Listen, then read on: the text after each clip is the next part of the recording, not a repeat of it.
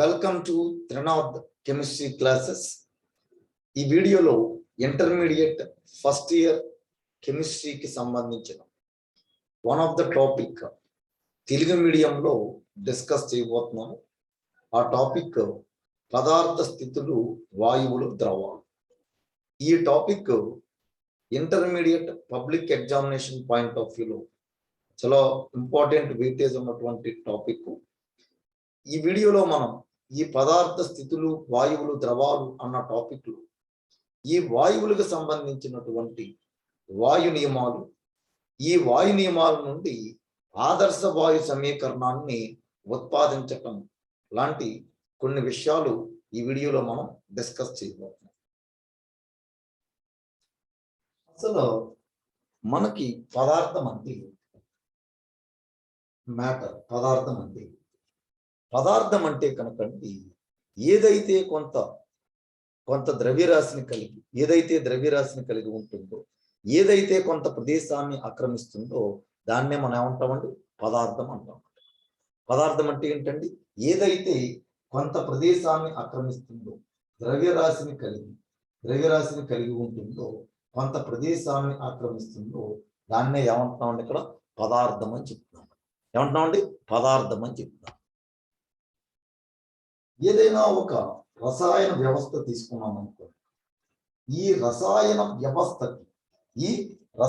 వ్యవస్థకి మనం పరిశీలించదగిన ధర్మాలు అంటే, ఫర్ ఎగ్జాంపుల్, ఒక ద్రవీభవన స్థానం కానీ, బాష్పీభవన స్థానం కానీ, ఇటువంటి పరిశీలించదగిన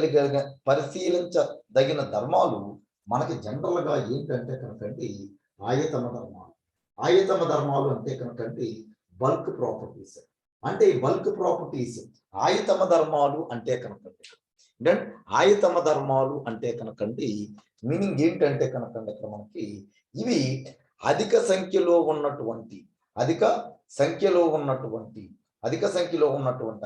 సంఖ్యలో ఉన్నటువంటి కణాలపై మాత్రమే ఆధారపడి ఉంటాయి తప్పిస్తే కనుకండి ఇవి ఇండివిజువల్ గా ఒక అణువు లేదా ఒక పరమాణు ఉంటే కనుకండి ఇవి ఆధారపడి ఉండవు.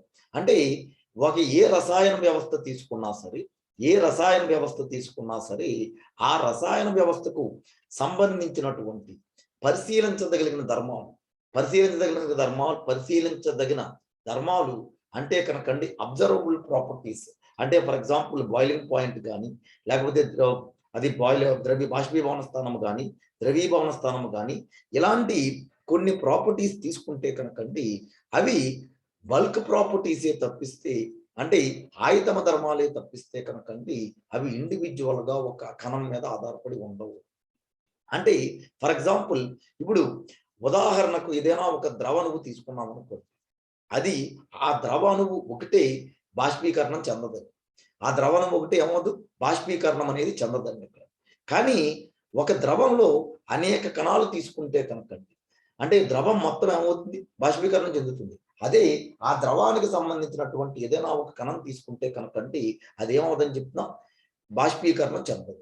అలాగే ఫర్ ఎగ్జాంపుల్ నీటి అణువులు తీసుకున్నాం అనుకోండి, నీరు మనకి ముట్టుకుంటే కనుకండి తేమ కలిగించే పదార్థం. ఏంటంటే అది తేమ కలిగించే ధర్మాన్ని ఉంటుందండి నీరు అనేది ఇక్కడ. కానీ మనం కనుక ఒక నీటి అణువుని తీసుకున్నాం అనుకోండి ఇక్కడ, అంటే ఆ నీటి అణువు మనకి తేమను కలిగించదు. ఒక నీటి అణువు తీసుకుంటే కనుకండి తేమ కలిగించే గుణం ఉండదండి. అదే మొత్తం నీరుని తీసుకుంటే కనుకండి, అంటే కొన్ని నీటి కణాలను తీసుకుంటే కనుకండి అవి ఏం చేస్తాయి? తేమను కలిగించే ధర్మం కలిగి ఉంటాయి. అంటే ఏదైనా ఒక పదార్థం తీసుకుంటే కనుకండి ఆ పదార్థానికి సంబంధించినటువంటి పరిశీలించదగిన ధర్మాలు అనేవి ఆయతమ ధర్మాలు. అంటే అవి అత్యధిక సంఖ్యలో ఉన్నటువంటి కణాల మీద ఆధారపడి ఉంటాయి తప్పిస్తే కనుకండి ఇండివిజువల్ గా ఒక కణం, రెండు కణాలు తీసుకుంటే కనుకండి అవి ఈ ధర్మాలను పరిశీలించదగిన ధర్మాలను చూపించవు. మనకి ఏ పదార్థం తీసుకున్నా సరే మనకి ద్రవ, వాయు, ఘనప రూపాల్లో లభిస్తుంది. ఫర్ ఎగ్జాంపుల్, ఇప్పుడు నీరు తీసుకున్నాం అనుకోండి, నీరు అనేది మనకు 3 రూపాల్లో లభిస్తుందండి. నీరు అనేది ఏంటండి? 3 రూపాల్లో లభిస్తుందండి. ఏమేంటండి ఇక్కడ? ఐస్ అంటే ఐస్, రైట్? రెండోది వచ్చేసరికి ఏంటంటే నార్మల్గా లిక్విడ్ వాటర్ అని, అలాగే వచ్చేసరికి ఏంటంటే కనుకండి వాటర్ వేపర్, ఏంటంటే బాష్పం అండి, నీటి బాష్పం అండి. ఇక్కడ ఈ 3 రూపాల్లో వాయు రూపాల్లో లభిస్తుంది. సో మనకి ఈ పదార్థాల యొక్క రసాయన స్థితి, రసాయన ధర్మాలు అనేవి, పదార్థాల యొక్క రసాయన ధర్మాలు అనేవి జనరల్గా మనకి దేని మీద ఆధారపడి ఉంటాయంటే కనుకండి పదార్థం యొక్క భౌతిక స్థితి మీద ఆధారపడి ఉంటాయి. పదార్థం యొక్క భౌతిక స్థితి మీద ఆధారపడి ఉండవు. కానీ ఈ రసాయన ధర్మాలు, ఈ రసాయన ధర్మం అనేది ఎంత వేగంగా జరుగుతుంది అన్నది, ఎంత వేగంగా జరుగుతున్నాయి అంటే స్పీడ్ అనేది ఆ రసాయన చర్య వేగాలు భౌతిక స్థితి మీద ఆధారపడి ఉంటాయి. భౌతిక స్థితి మీద ఆధారపడి ఉంటాయి. సో మనకి ఒక పదార్థానికి సంబంధించినటువంటి ఏవైనా కనుక ప్రయోగపూర్వకమైన అంశాలను కనుక మనం తెలుసుకోవాలి అనుకుంటే కనుకండి మనకు ఖచ్చితంగా పదార్థం యొక్క స్థితి మీద అవగాహన ఉండాలి. అంటే రసాయన ధర్మాలు అంటే ఒక రసాయన చర్యలు అనేవి దేని మీద ఆధారపడమండి, ఇక్కడ భౌతిక స్థితి మీద ఆధారపడమండి. ఇక్కడ అంటే భౌతిక స్థితి ఏదైనప్పటికీ కూడా ఆ రసాయన చర్య యొక్క స్వభావం ఒక రకంగానే ఉంటుందని. కానీ ఈ రసాయన చర్య వేగాలు అనేవి దేని మీద ఆధారపడి ఉంటాయండి, ఇక్కడ భౌతిక స్థితి మీద ఆధారపడి ఉంటాయి. అంటే ఈ రసాయన చర్యకు సంబంధించినటువంటి ఒక పదార్థానికి సంబంధించినటువంటి ప్రయోగపూర్వకంగా తెలుసుకోవాల్సిన అంశాలు దేని మీద ఆధారపడి ఉంటాయండి, ఇక్కడ భౌతిక స్థితి మీద ఆధారపడి ఉంటాయి. దేని మీద అంటే ఇక్కడ భౌతిక స్థితి మీద ఆధారపడి ఉంటాయి. అంటే మనం పదార్థానికి సంబంధించినటువంటి అంటే పదార్థం యొక్క రసాయన స్వభావం, దాన్ని నియంత్రించేటటువంటి భౌతిక ధర్మాలు, భౌతిక నియమాలు మనకి దాని మీద అవగాహన అనేది అవసరం. మనం ఈ పదార్థం యొక్క స్థితులు, వాయువులు, ద్రవాలు అన్న చాప్టర్లో మనకి ముఖ్యంగా వాయువుల గురించి, ద్రవాల గురించి మనం తెలుసుకోబోతున్నాం. సో మనకి పదార్థ స్థితిని గురించి తెలియాలి అంటే కనుక ఏంటంటే పదార్థ స్థితుల గురించి తెలియాలి అంటే కనుకండి పదార్థాల మధ్య ఉండేటటువంటి అంతర అణు ఆకర్షణ బలాల గురించి,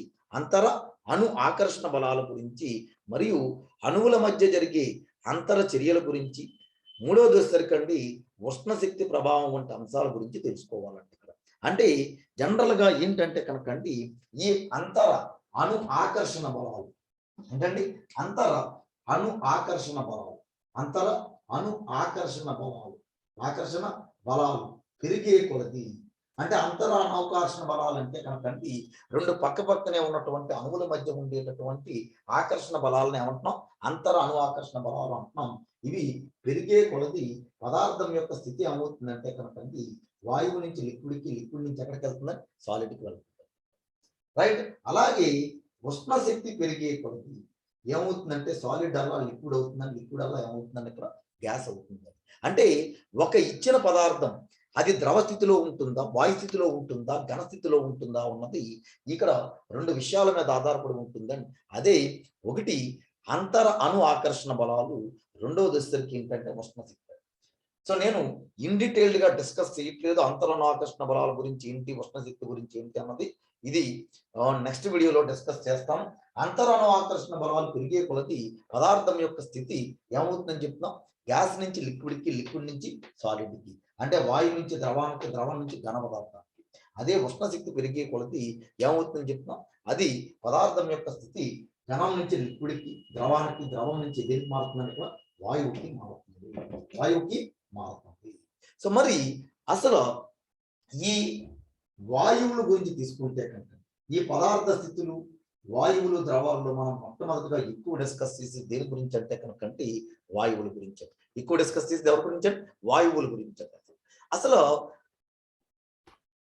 ఈ వాయువులు తీసుకుంటే కనుక ఈ వాయువులు మనకి వాయువుల యొక్క కొన్ని ధర్మాలు కనుక మనం చూస్తే కనుకండి ఇవి అధికంగా ఏమవుతాయండి ఇక్కడ సంపీడనం చెందుతాయి. ఏమవుతాయండి ఇక్కడ వాయువులు అనేవి అధికంగా ఏమవుతాయండి ఇక్కడ సంపీడనం చెందుతాయి. అండ్ వాయువులు అన్ని దిశల్లోనూ, వాయువులు ఏమవుతాయని చెప్తున్నాం, అన్ని దిశల్లోనూ సమానంగా పీడనాన్ని కలిగజేస్తాయి. ఏం చేస్తాయండి ఇక్కడ, సమానంగా పీడనాన్ని కలిగజేస్తాయి. ఏం కలిగజేస్తాయండి ఇక్కడ, సమానంగా పీడనాన్ని కలిగజేస్తాయి. అండ్ వాయువులు తీసుకుంటే కనుకండి ఘన ద్రవ పదార్థాల కంటే తక్కువ సాంద్రతను కలిగి ఉంటాయి. ఏంటండి తక్కువ సాంద్రతను కలిగి ఉంటాయి. ఇవి వాయువులు అనేవి అధికంగా సంపీడనం చెందుతాయి. వాయువులు అనేవి ఏమవుతాయండి ఇక్కడ అధికంగా సంపీడనం చెందుతాయి. అలాగే అన్ని దిశల్లోనూ సమానమైన పీడనాన్ని కలిగజేస్తాయి. ఇవి వీటి యొక్క వాయువుల యొక్క సాంద్రత ద్రవ ఘన పదార్థాల యొక్క సాంద్రత కంటే ఎలా ఉంటుందని చెప్పినా తక్కువగా ఉంటుంది. అలాగే వాయువులకి నిర్దిష్టమైనటువంటి ఘనపరిమాణం కానీ ఆకృతి కానీ ఉండదు. నిర్దిష్టమైనటువంటి ఘనపరిమాణం కానీ ఆకృతి కానీ స్థిరంగా ఉండవు. అంటే ఏ పాత్ర తీసుకుంటే కనుక ఆ పాత్ర ఘనపరిమాణాన్ని ఆకృతిని కలిగి ఉంటాయి. ఆ పాత్ర ఘనపరిమాణాన్ని ఆకృతిని కలిగి ఉంటాయి. అండ్ ఇవి ఎటువంటి యాంత్రిక శక్తి అవసరం లేకుండా, యాంత్రిక సహాయం అవసరం లేకుండా అవి తమంతట తాముగానే ఏమవుతాయని చెప్తున్నా వాయువులు అన్ని నిష్పత్తులలోనూ ఏమవుతాయని చెప్తున్నా పూర్తిగాను సమానంగాను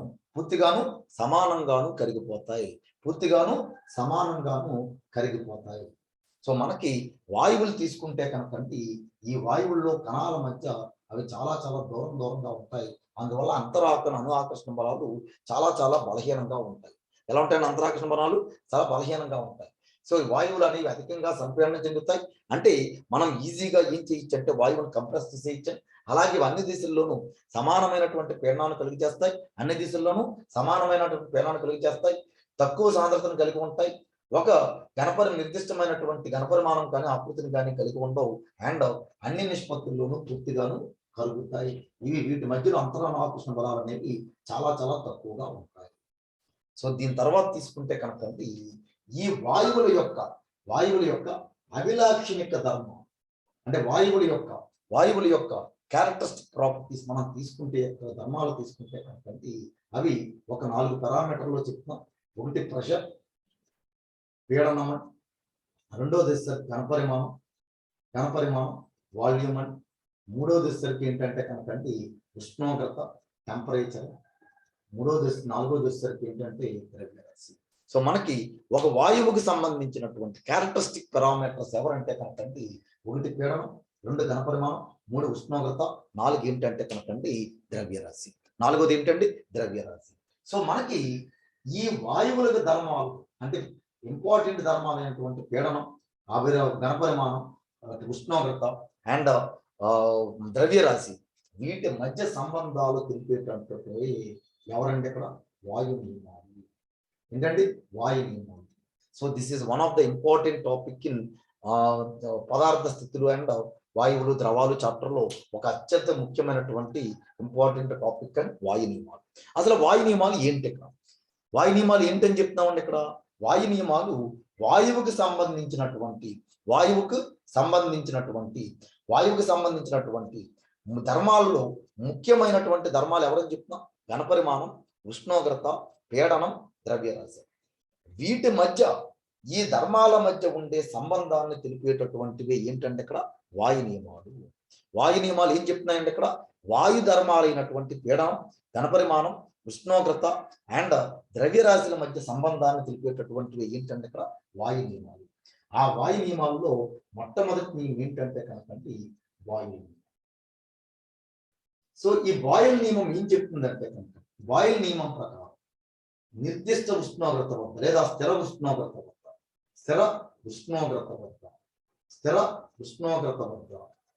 ఇచ్చిన ద్రవ్యరాశి గల వాయువు యొక్క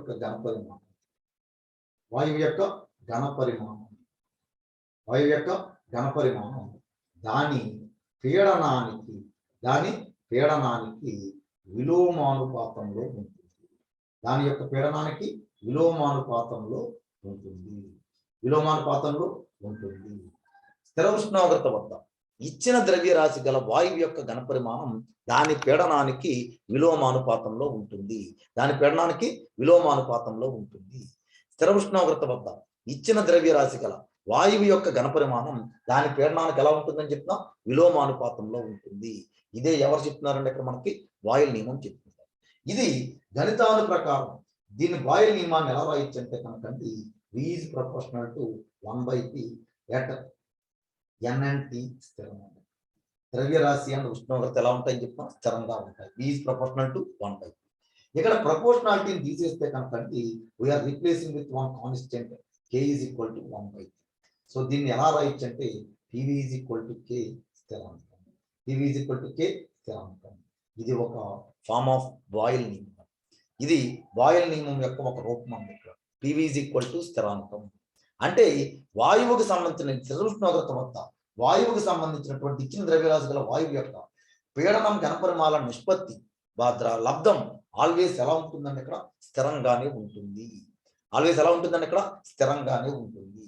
so according to this boils లా అండి, బాయిల్ నియమం ప్రకారం ఈ స్థిర ఉష్ణోగ్రత వద్ద ఇచ్చిన ద్రవ్యరాశి గల వాయువు యొక్క ఘనపరిమాణం దాని పీడనానికి విలోమానుపాతంలో ఉంటుంది.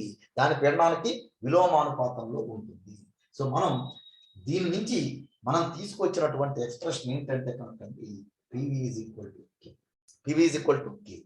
ఇక్కడ అట్ ఏ గివెన్ టెంపరేచర్ ఇచ్చిన ఉష్ణోగ్రత వద్ద P1 ప్రెజర్ దగ్గర P1 పీడనం వద్ద ఏదైనా ఒక వాయువు V1 ఘనపరిమాణాన్ని ఆక్రమించిందనుకో.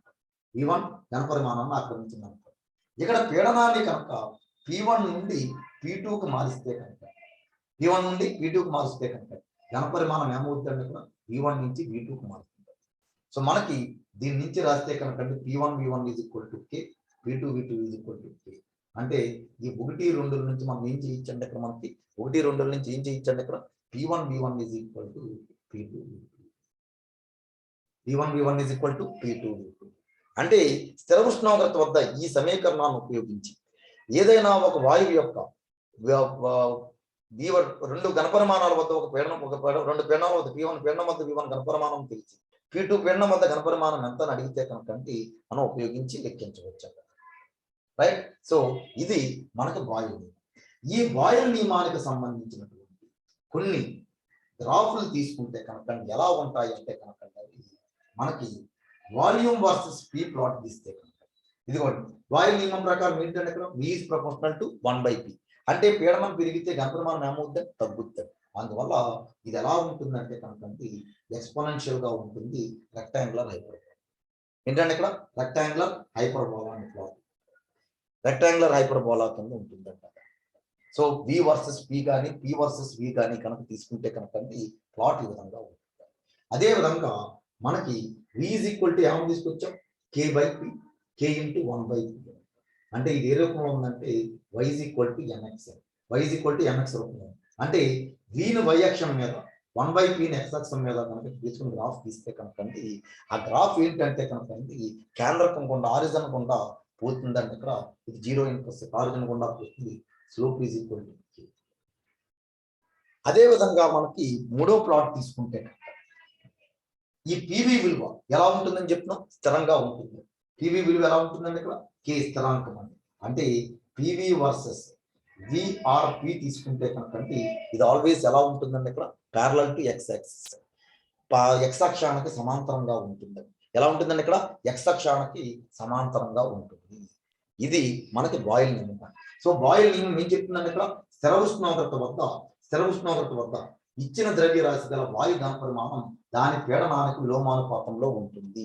అంటే పీడనాన్ని పెంచితే కనుక ఘనపరిమాణం తగ్గుతుంది. పీడనాన్ని తగ్గిస్తే కనుక ఘనపరిమాణం ఏమవుతుంది? పెరుగుతుంది. మ్యాథమెటికల్ గా దీన్ని ఏమని చెప్తున్నామంటే కనుక V is proportional to 1/P, PV is equal to constant and P1 V1 is equal to P2 V2. So ఇవి మనం బాయిల్ నియమంలో తెలుసుకోవాల్సిన అంశం. రెండవ వాయు నియమం ఏంటంటే కనుక చార్లెస్. రెండవ వాయు నియమం ఏంటండి? చార్లెస్ నియమం. ఈ చార్లెస్ నియమం ఏం చెప్తుందంటే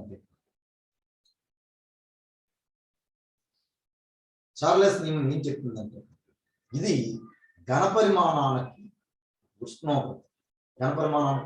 ఉష్ణోగ్రతకి మధ్య సంబంధాన్ని తెలిపేది. బాయిల్ నియమం మనం పీడనానికి ఘనపరిమాణానికి మధ్య తెలిపేదైతే చార్లెస్ నియమం ఏంటంటే ఇక్కడ చార్లెస్ నియమం దేనికి చెప్తుందంటే ఇక్కడ ఘనపరిమాణానికి ఉష్ణోగ్రతకి మధ్య సంబంధం తెలుపుతుంది. ఏంటంటే కనుక ఈ చార్లెస్ నియమం ప్రకారం స్థిర పీడనం ఇచ్చిన ద్రవ్యరాశి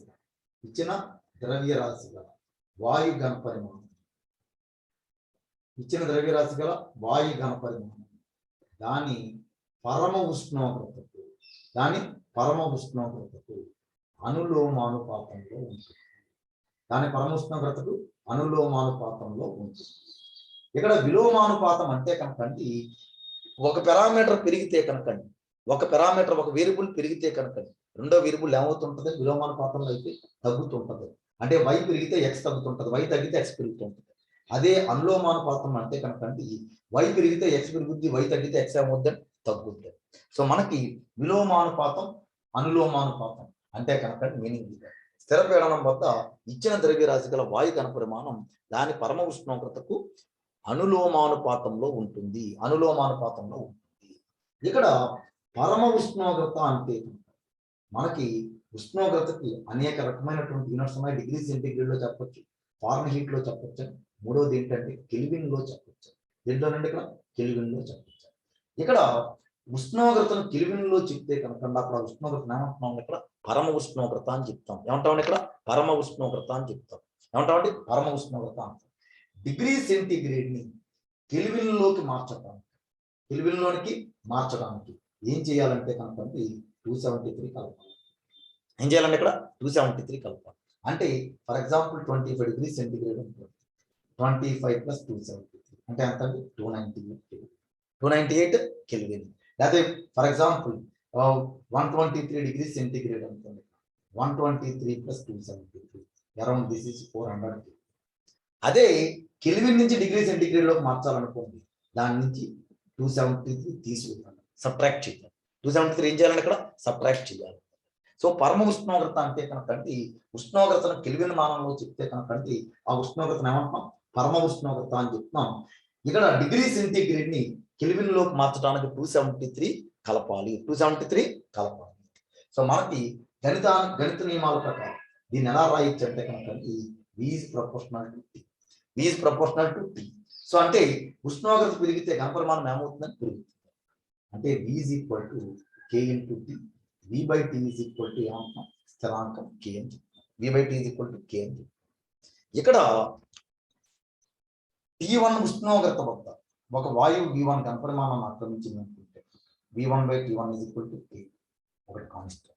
అలాగే ఉష్ణోగ్రతను T1 నుంచి T2కు మారిస్తే ఘనపరిమాణం ఏమైందని V1 నుంచి V2కు మారిందని V2/T2 is equal to K.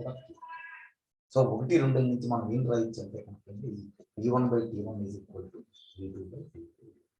So this is another form of a law అని చెప్తున్నాం ఇక్కడ? చార్లెస్ నియమం యొక్క అనదర్ ఫార్మ్. అలాగే మూడో వాయు నియమం ఏంటండి? మూడో వాయు నియమం ఏంటంటే కనుక మనకి అవగాడ్రో నియమం ఏం చెప్తుందంటే, అవగాడ్రో నియమం మూడో వాయు నియమం ఏంటండి? అవగాడ్రో నియమం. ఈ అవగాడ్రో నియమం ఏం చెప్తుందంటే కనుక మనకి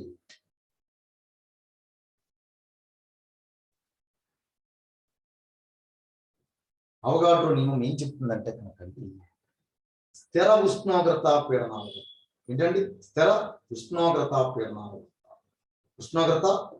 వద్ద సమాన ఘనపరిమాణాల గల వాయువులు, సమాన ఘనపరిమాణాలు గల వాయువులలో సమాన సంఖ్యలో అణువులు ఉంటాయి. సమాన సంఖ్యలో వాయు అణువులు ఉంటాయి. అంటే ఏదైనా 2 వాయువులు తీసుకున్నాం అనుకోండి, ఈపీ అనే 2 వాయువులు. ఈ 2 వాయువుల యొక్క ఘనపరిమాణాలు సమానమైతే ఇది 100 ml, ఇది 100 ml అయింది అనుకోండి.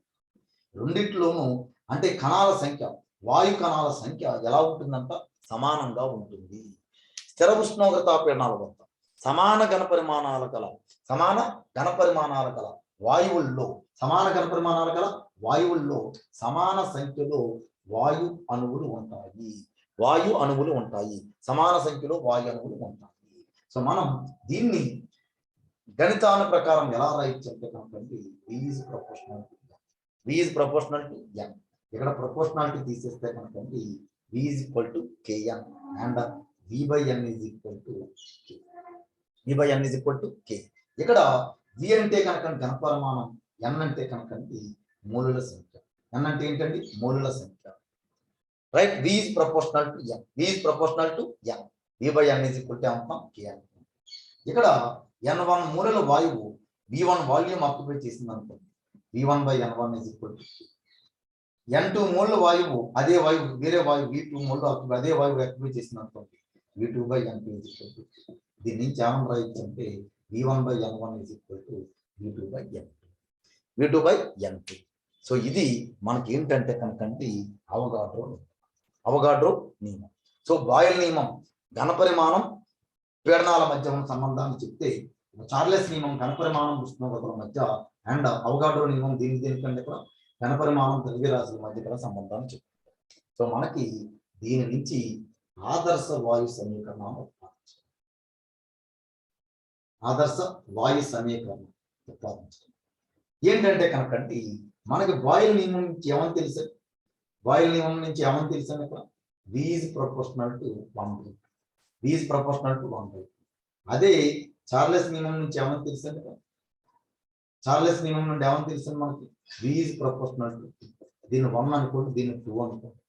అలాగే అవగాడ్రో నియమం నుంచి ఏమని తెలుసు, V is proportional to, ఇది 3. ఇప్పుడు ఈ 1, 2, 3 నుండి మనకి X is proportional to Y, X is proportional to Z అనుకోండి, X is proportional to Y into Z అని రాయొచ్చు. అలా రాస్తే కనుక 1, 2, 3 నుండి ఏమని రాస్తున్నామంటే V is proportional to NT/P. ఇక్కడ ప్రపోర్షనాలిటీ కనుక తీసేస్తే కనుక ఏం రాయొచ్చు అంటే V is equal to RNT/P. ఇక్కడ R ఏమంటున్నాం అంటే కనుక వాయు స్థిరాంకం, వాయువులకు సంబంధించింది కాబట్టి ఏమంటున్నాం వాయు స్థిరాంకం. ఇక్కడ ఈ పిని సైడ్కి తీసుకొచ్చేస్తే కనుక PV is equal to ఏంటంటే NRP. ఈ సమీకరణాన్ని మనం ఏమంటున్నాం ఆదర్శ వాయు సమీకరణం. ఏమంటున్నాం ఇక్కడ ఆదర్శ వాయు సమీకరణం. ఏమని చెప్తున్నాం ఇక్కడ ఆదర్శ వాయు సమీకరణం. సో మనం బాయిల్ నియమం చూసాం, చార్లెస్ నియమం చూసాం, అవగాడ్రో నియమం చూసాం. ఈ మూడింటి నుంచి మనకి ఎలా రాయొచ్చు, V is proportional to NT/P. ఇక్కడ V is equal to proportionality తీసేస్తే R అనే ఒక స్థిరాంకాన్ని పెడుతున్నాను. ఈ స్థిరాంకాన్ని ఏమంటున్నాం వాయు స్థిరాంకం అని చెప్తున్నాం. ఈ వాయు స్థిరాంకాన్ని మనం ఏమంటున్నాం అంటే కనుకండి ఆదర్శ వాయు స్థిరాంకం. ఏమంటున్నాం ఇక్కడ ఆదర్శ వాయు స్థిరాంకం లేదా సార్వత్రిక వాయు స్థిరాంకం అని చెప్తామండి. ఇక్కడ యూనివర్సల్ గ్యాస్ కాన్స్టెంట్ సార్వత్రిక వాయు స్థిరాంకం అని చెప్తాం. ఇక్కడ దీన్ని కనుక రాస్తే కనుక PV is equal to NRT. ఇక్కడ PV is equal to NRT ని మనం ఏమంటున్నాం ఆదర్శ వాయు సమీకరణం. ఏమని చెప్తున్నాం ఇక్కడ ఆదర్శ వాయు సమీకరణం అని చెప్తున్నాం. ఇక్కడ ఏ వాయువులైతే కనుక ఈ ఆదర్శ వాయు సమీకరణాన్ని అన్ని ఉష్ణోగ్రతా పీడనాల వద్ద ఒబే చేస్తాయో అటువంటి వాయువులను ఏమంటారండి ఇక్కడ ఆదర్శ వాయువులు అంటారు. ఏమంటారండి ఆదర్శ వాయువులు అంటారు. ఏ వాయువులైతే కనుక ఏంటండి ఏ వాయువులైతే కనుక అన్ని ఉష్ణోగ్రతా పీడనాల వద్ద ఆదర్శ వాయు సమీకరణాన్ని ఒబే చేస్తాయో పాటిస్తాయో అటువంటి వాయువులను ఏమంటున్నారు ఆదర్శ వాయువులు అని చెప్తున్నారు. ఏ వాయువులైతే అన్ని ఉష్ణోగ్రతా పీడనాల వద్ద ఆదర్శ వాయు సమీకరణాన్ని పాటించవో అటువంటి వాటిని ఏమంటున్నాం అంటే కనుకండి ఆదర్శేతర వాయువులు. ఏంటండి ఆదర్శేతర వాయువులు లేదా నిజ వాయువులు అంటారు. ఆదర్శ వాయువులు అంటే కనుకండి అన్ని ఉష్ణోగ్రతా పీడనాల వద్ద వాయు సమీకరణాన్ని, అంటే వాయు సమీకరణం అంటే ఏమని వచ్చిందని మనకి PV is equal to NRT. PV is equal to NRT. PV is equal to NRT. PV is equal to NRT అనే సమీకరణం అన్ని ఉష్ణోగ్రతా పీడనాల వద్ద పాటించే వాటిని ఏమంటున్నాం ఆదర్శ వాయువులు అని చెప్తున్నాం. పాటించిన వాయువులు ఏమంటున్నాం ఆదర్శేతర వాయువులు. ఏమంటున్నాం ఇక్కడ ఆదర్శేతర వాయువులు. ఏమంటున్నాం ఇక్కడ ఆదర్శేతర వాయువులు అని చెప్తున్నాం. రైట్. సో మనకి లేదా నిజ వాయువులు అని చెప్తున్నాం. ఏమంటున్నాం నిజ వాయువులు అని చెప్తున్నాం. మనకి ఉన్నటువంటి వాయువుల్లో ఏ వాయువు కూడా ఆదర్శ వాయువు కాదు, అన్ని నిజ వాయువులే. ఇక్కడ నిజ వాయువులు ఏం చేస్తాయంటే కనుకండి కొన్ని ఉష్ణోగ్రతా పీడనాల వద్ద ఆదర్శ వాయు సమీకరణాన్ని పాటించి కొన్ని ఉష్ణోగ్రతా పీడనాల వద్ద పాటించవు. ఇక్కడ ఆర్ని ఏమంటున్నామని చెప్తున్నాం వాయు స్థిరాంకం లేదా సార్వత్రిక వాయు స్థిరాంకం అని చెప్తాము. ఏమంటున్నాం సార్వత్రిక వాయు స్థిరాంకం. ఎందువల్ల అంటే కనుక సార్వత్రిక వాయు స్థిరాంకం అంటున్నామంటే కనుకండి ఆర్ విలువ దీని మీద ఆధారపడి ఉంటుంది అంటే కనుకండి వాయువుల స్వభావం మీద ఆధారపడి అన్ని వాయువులకి ఒకే విధమైన విలువ ఉంటుంది. సాధారణంగా ఈ స్థిరాంకాలు స్వభావాల మీద ఆధారపడి ఉంటాయి, కానీ ఆర్ విలువ వాయువుల స్వభావం మీద ఆధారపడి ఉండదు. మనకి అన్ని వాయువులకి కూడా ఉన్నటువంటి అన్ని వాయువులకు కూడా ఆర్ విలువ 1 ఉంటుంది. సో మనకి ఆర్ విలువ ఎలా వస్తుందంటే PV = M/T. అంటే ఇది pressure, volume, number of moles and temperature, అంటే పీడనం, ఘనపరిమాణం, ఉష్ణోగ్రత, మోల్ సంఖ్య, వాటి యొక్క యూనిట్ల మీద మాత్రమే ఆధారపడి ఉంటుంది. ఇక్కడ దీనికి యూనిట్స్ విలువలు ఏంటంటే కనుకండి లీటర్, అట్మాస్ఫియర్, మోల్, కెల్విన్, లేదంటే కనుకండి 8.314 జౌల్ కెల్విన్ మోల్, అదే 1.987 క్యాలరీస్ కెల్విన్. ఇవి ఏంటంటే కనుక మనకి ఆదర్శ వాయువుకి సంబంధించినటువంటి ఆదర్శ వాయు స్థిరాంకానికి సంబంధించినటువంటి. సో ఇవి మనకి వాయు నియమాలు, బాయిల్ నియమం, చార్లెస్ నియమం, అవగాడ్రో నియమం అండ్ ఈ 3 నియమాల నుంచి వచ్చినటువంటి ఆదర్శ వాయు సమీకరణం. ఏంటంటే ఆదర్శ వాయు సమీకరణం. దీంట్లో మనం నెక్స్ట్ చూడబోయేది ఏంటంటే కనుకండి గ్రాహం వాయు వ్యాపనం. అసలు వ్యాపనం అంటే కనుకండి వాయు అణువులు, ఏదైనా వాయువుకి సంబంధించిన అణువులు ఒక ప్రదేశం నుంచి ఇంకొక ప్రదేశానికి ట్రావెల్ అవటాన్ని మనం ఏమంటున్నాం? వ్యాపనం చెందటం అని చెప్తాం. వ్యాపనం చెందటం అని చెప్తాం. సో మనకి వాయువులు ఒక ప్రదేశం నుంచి ఇంకొక ప్రదేశానికి మూవ్ అవటాన్ని మనం ఏమంటున్నాం? ఇక్కడ వ్యాపనం చెందటం అని చెప్తున్నాం. ఏమంటున్నామండి? వ్యాపనం చెందటం అని చెప్తున్నాం. వాయు అణువులు ఒక ప్రదేశం నుంచి ఇంకొక ప్రదేశానికి చలించటాన్ని మనం ఏమంటున్నాం? వ్యాపనం చెందటం అని చెప్తున్నాం. సో మనకి వాయువులు అనేవి ఒక ప్లేస్ నుంచి ఇంకొక ప్లేస్కి ట్రావెల్ అవుతుంటాయి, మూవ్ అవుతుంటాయి. అలాగే ఇంకొక పదం ఏంటంటే కనుకండి వ్యాపన రేటు. వ్యాపన రేటు అంటే కనుకండి ఇచ్చిన కాలంలో వ్యాపనం చెందిన వాయు ఘన పరిమాణాన్ని వ్యాపన రేటు అంటాం. ఏమంటాం? వ్యాపన రేటు అంటాం. దీన్ని ఆర్తో ఇండికేట్ చేస్తాం. R = V/T. అంటే వ్యాపనం చెందిన వాయు ఘన పరిమాణము బై కాలం. వ్యాపనం చెందిన వాయు ఘన పరిమాణము బై కాలము. వ్యాపనం చెందిన వాయు ఘన పరిమాణము బై కాలం. సో మనకి ఈ గ్రాహం వాయు వ్యాపనం ఏం చెప్తుందంటే కనుకండి ఇచ్చిన లేదా స్థిర ఉష్ణోగ్రత పీడనాల వద్ద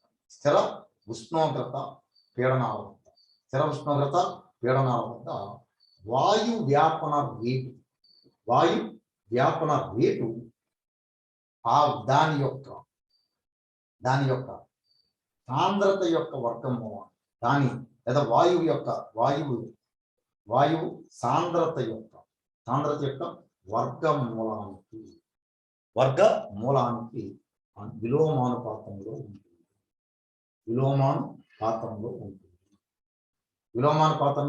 ఉంటుంది. ఎందుకంటే స్థిర ఉష్ణోగ్రత పీడనాల వద్ద ఒక వాయువు యొక్క వ్యాపన రేటు ఆ వాయువు సాంద్రత యొక్క వర్గమూలానికి ఎలా ఉంటుందని చెప్తున్నా? విలోమానుపాతంలో ఉంటుంది. స్థిర ఉష్ణోగ్రత పీడనాల వద్ద వాయు వ్యాపన రేటు వాయువు సాంద్రత యొక్క వర్గమూలానికి ఎలా ఉంటుందని చెప్తున్నా? విలోమానుపాతంలో ఉంటుంది. R = 1/√. ఇక్కడ D అంటే కనుకండి వాయువు యొక్క ఏంటని చెప్తున్నా? సాంద్రత. సాంద్రత. R అంటే ఇప్పుడే చెప్పాం వ్యాపన రేటు.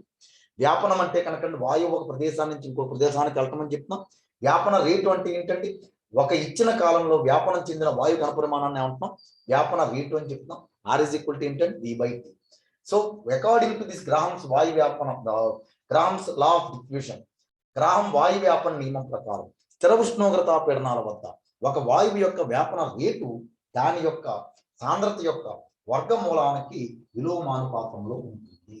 సో మనకి R = మ్యాథమెటికల్ గా దీన్ని ఎలా రాశామని ఇక్కడ R = 1/2. సో మనకి D1 డెన్సిటీ వద్ద వాయువు యొక్క వ్యాపన రేటు R1 అనుకుంటే R1 = 1/√T1. అలాగే డెన్సిటీని కనుక సాంద్రతను కనుక D1 నుంచి D2కు మారిస్తే కనుక ఎక్కడి నుంచి ఎక్కడికి మారిందండి? R1 నుంచి R2కు మారిందండి. సో మనకి R2 = 1/√T. ఈ 1, 2 నుంచి మనం ఏమని రాయొచ్చు అంటే కనుక 1/2 రాసామనుకో R1/R2 = ఇక్కడ మనకు ప్రపోర్షనాలిటీ తీసేస్తే స్థిరాంకం వస్తుంది, ఇక్కడ కూడా ప్రపోర్షనాలిటీ తీసేస్తే స్థిరాంకం వస్తుంది. R1/R2 వేసామనుకోండి, స్థిరాంకం బై స్థిరాంకం క్యాన్సిల్ అయిపోతుంది. 1/√B1 is equal to 1/√B2. ఇది పైకి వచ్చేస్తే కనుకండి D2/D1 is equal to అంటే √B2. సో అంటే ఏమని చెప్పొచ్చు అంటే కనుకండి R1/R2 is equal to D2/D1. ఇది మనకి గ్రాహం వాయు వ్యాపన నియమం యొక్క మ్యాథమెటికల్ ఫార్మ్. ఇక్కడ ఈ గ్రాహం వాయు వ్యాపన నియమాన్ని ఇంకొక రకంగా కూడా మనం ఎలా చెప్పొచ్చు అంటే కనుకండి, మనం ఇప్పటివరకు ఏమని చెప్పాం, R is proportional to 1/√T. అలాగే R1/R2 is equal to √B2. మనకి ఏదైనా వాయువు యొక్క అనుద్రవ్య రాశి అనేది దేనికి ప్రపోర్షనల్ గా, సాంద్రత అనేది దేనికి ప్రపోర్షనల్ గా ఉంటుందంటే కనుకండి అనుద్రవ్య రాశి. ఏంటండి అనుద్రవ్య రాశి అంటే ఇప్పుడు D ప్లేస్ లో ఎవరిని పెట్టచ్చు అండి, ఇక్కడ అనుద్రవ్య రాశి పెట్టచ్చు. అంటే R is proportional to 1/√F. అంటే ఒక వాయువు యొక్క వ్యాపన రేటు స్థిర ఉష్ణోగ్రత పీడనాల వద్ద ఒక వాయువు యొక్క వ్యాపన రేటు దాని యొక్క ఆ వాయువు యొక్క అనుద్రవ్య రాశి యొక్క వర్గమూలానికి ఎలా ఉంటుందండి, ఇక్కడ విలోమానుపాతంలో ఉంటుంది.